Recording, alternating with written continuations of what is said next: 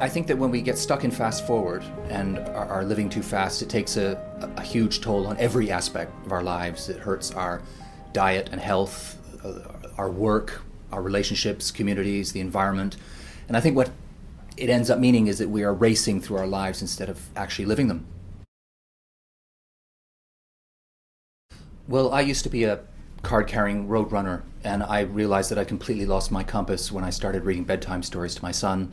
I'd go into his room at the end of the day, and I just could not slow down. So I'd be speed reading Snow White, skipping lines, paragraphs, whole pages. And my son knew the books inside out, so we were constantly at loggerheads, and he'd say, why are there only 3 dwarves in the story tonight? What happened to Grumpy? And we were always at each other's throats, and I got to the point where I even toyed with the idea of buying a series of books called the 1-minute bedtime story, so Snow White boiled down into 60 seconds.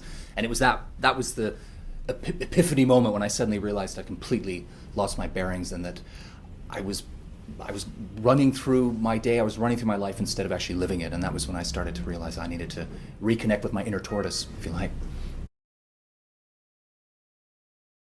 I think that one of the things that really suffers in this roadrunner culture is our relationships. We don't have the time to listen, to be with other people. We have 945 friends on Facebook, but when was the last time we actually spent a whole afternoon drinking coffee in the park with one of them? It all becomes quantity over quality.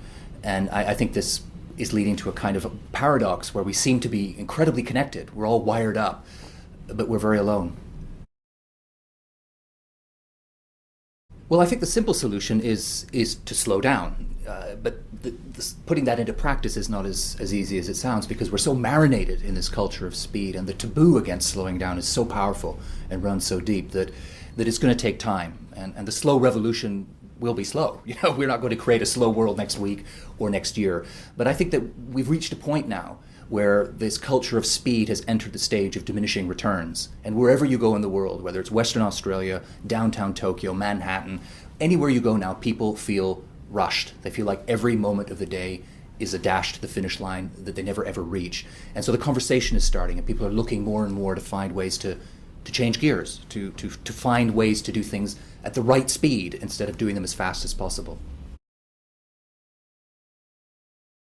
I think there are 3 things we can all do to make our drive a little slower and a little more enjoyable. The first is simply to allow enough time for the journey. We are chronically underestimating how much time it takes, and it makes everything too stressful and too rushed. A second suggestion would be, when you close the car door, you're sitting at the wheel, before you switch on the engine, take a few deep breaths and let them out slowly, and just get the body and the mind into that slower gear.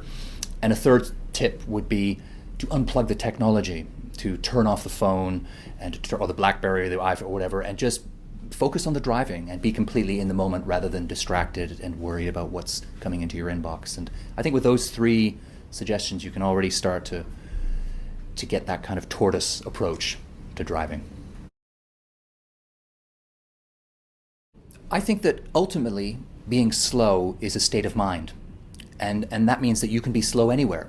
It's easier to be slow in the middle of the outback, obviously, but you can be slow in the middle, the downtown Sydney or in the middle of Perth, because it's about how you use time. It's about how you approach every moment of your day. Do you approach whatever you're doing, trying to do it as fast as possible or as well as possible? And as soon as you change that little chip in your head and at least try to do everything as well as possible at the right speed, then you're well on your way to being slow.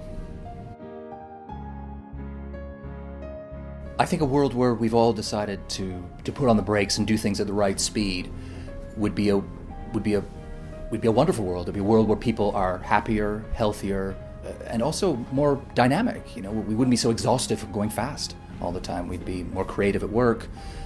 I think we'd have stronger relationships. I think it sounds rather nice. Slow down and enjoy the ride.